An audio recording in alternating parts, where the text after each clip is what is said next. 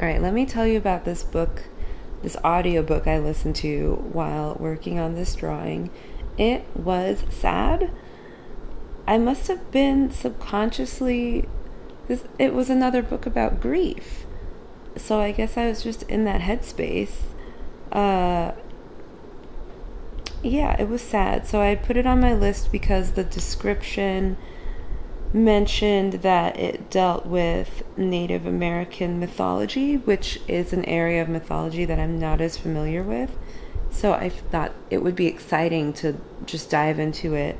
And it also, the description said that it was about a family and how they were dealing with the loss of their son and like brother who had been shot by a police officer, which is something that anyone in America, like, it's such a thing, right? Like, it's such a thing that we're all being exposed to, and it's just awful. So I was like, wow, this book is going to be sad, it's going to be heavy, but I decided that's what I was in the mood for, so I put that audiobook on.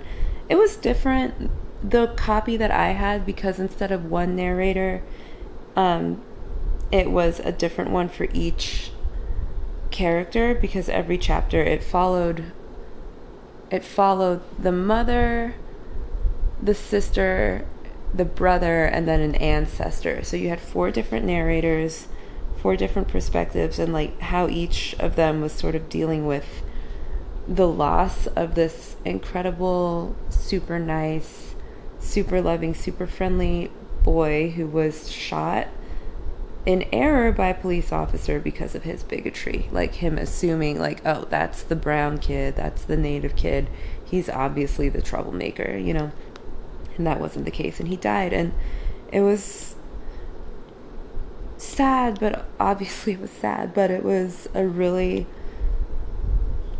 just stark portrayal of how, like, when someone is taken away like that, you're not just killing one person, like everyone's life is uprooted. And I don't know, it was just refreshing, sad, moving to read about how that wrongful death started this chain reaction, and like how each of this whole family was dealing with it, and how they're trying to move on, but you can never really forget, and how like at certain moments the death just like hits them all over again.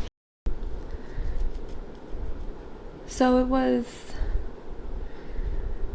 it's like I said like I've said before, it's like the kind of thing you're aware of, but you can't always express it so eloquently. So reading this book and seeing how just like one thing, and you think like, okay, they're dead, you mourn it and you move on, but it's not that simple, and everyone's life was changed in such a way. Like there's the PTSD and just like the different directions, the decisions you make that you wouldn't normally have made because you're dealing with this grief, and how it affects the way that you interact with each other. So I wouldn't say it was like pleasant to read because it was so sad, but it was, I think, important to read.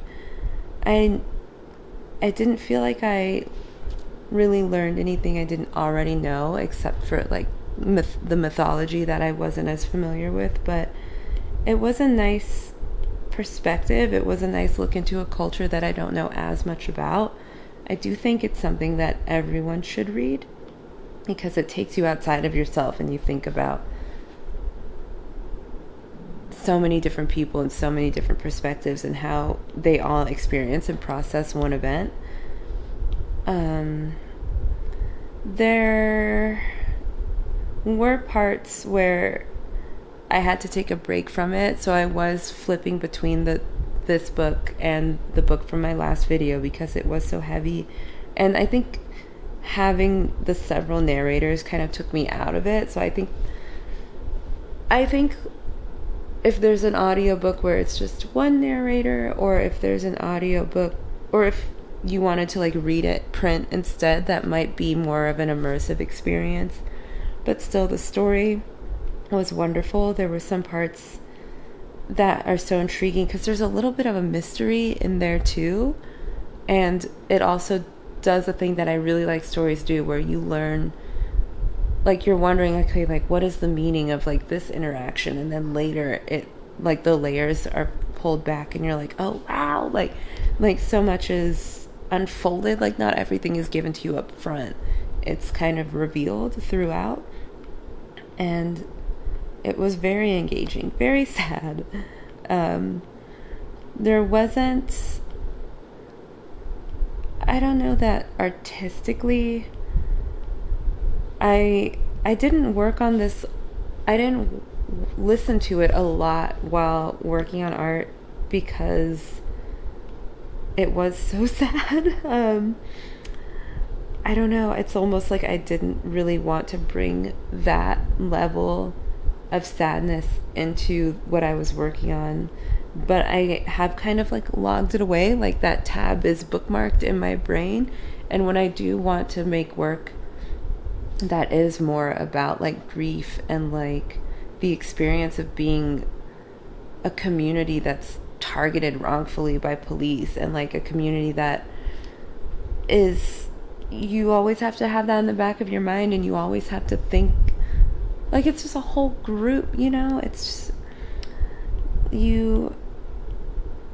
it's like a stress and anxiety that's carried by a whole people. So when I do make art about that, which I plan to, this is something that I can refer back to. I can open that bookmark in my brain.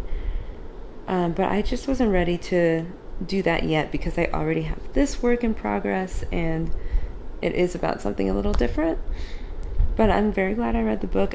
Like I said, I do think it should be a required reading. Like, I just imagine the good it could do if you had a book like this in like a reading curriculum in a school or something. I don't know that it would force empathy, but I do think it would have people consider a different perspective, and it doesn't put anyone on blast. Like, you don't feel like it's attacking police or it's attacking anyone. Like, I know a lot of people, when you bring up conversations like that, they get defensive, and this book doesn't put you there.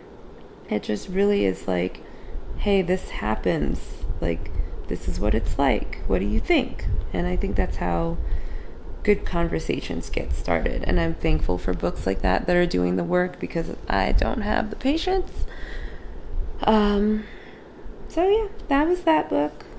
A little more somber, especially after the last one that was just such a balance of grief, but like carefree drama and, you know, fun stuff. So yeah, The Removed, really wonderful.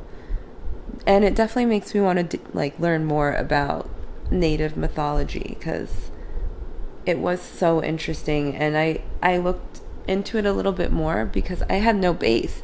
So when I was reading some reviews, people were saying that it was a really interesting blend of established mythology and like new mythology, that not, I guess new mythology doesn't make sense, but the author had created some of his own interpretations of things. I thought that was really interesting. Like, I love reimagining of old stories. So yeah, all in all, would recommend.